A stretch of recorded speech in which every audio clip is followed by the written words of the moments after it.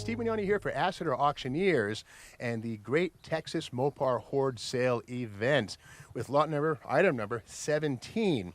This is a 1953 Chrysler Windsor two-door sedan.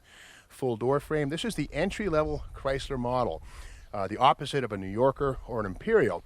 And as a Windsor, this does not have the 331 Hemi. Instead, it has a 265 or so cubic inch flathead 6. We'll get to that in a minute.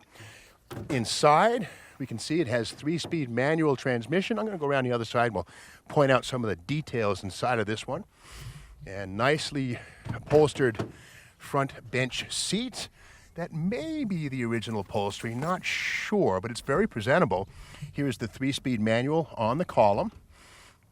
Brake and clutch pedals, and that's kind of a nice thing. These cars had some fairly complicated semi-automatic transmissions at times. The 3-speed manual is stone simple, no problems with getting a rebuild kit or any of that kind of stuff. It has an AM radio from the factory. Very nice. Steering wheel has minimal cracks, but again, not missing or any gaps. The horn ring is here.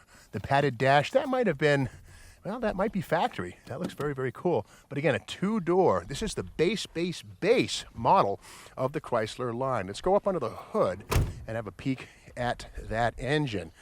And again, we don't see a V on the front of this one, not a V8. Again, the Windsor was the base model with this, the mighty 265 cubic inch Spitfire flathead 6. Still in place. A stone axe reliable engine, single barrel carburetor. The original oil bath air cleaner is here. And this does have an aftermarket aluminum radiator. It's not factory, but that's okay. Keep this engine nice and cool. Something I see on the firewall, which is pretty wild. This is a heater delete car. Ordinarily here you'd see a heater box, the core, the blower motor, that stuff. This has been born without a heater. You paid extra money for a heater back in 1953, and this car didn't get one. That's cool. It tells us it was probably, or almost certainly, ordered new in a very arid, hot state, Arizona, Texas, more than likely. Let's go around the body on the driver's side and see about rust. The grille is beautiful. The bumper is beautiful. Has the extra optional inner bumper guards. And break out the magnet. Look for rust. And there's nothing. These are ordinarily patched through here. Bottom of the door, very nice.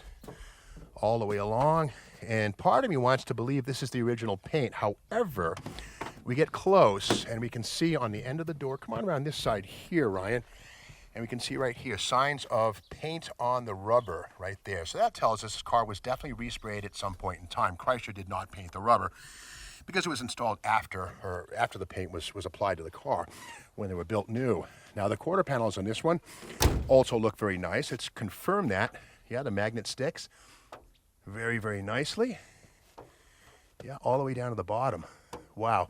Okay, the rear bumper is nice. Has a little scrape here, but again, otherwise the chrome is pretty darn good. Let's pop that trunk, look inside. Okay, the original hubcaps are there to the left. Some boxes with parts. I'm not sure what these things are. What do we got here?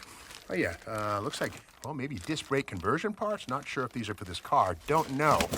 Anyway, the trunk floor looks good. The original bumper jack is in place. Let's see what we have underneath. I don't want to tear the trunk floor rubber. This kind of stuff you see here, that orange, that's not perforation.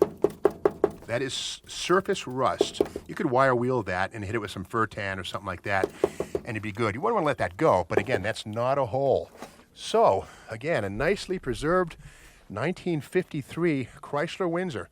Not a Hemi, a 6-cylinder. Bid accordingly. It's a beauty.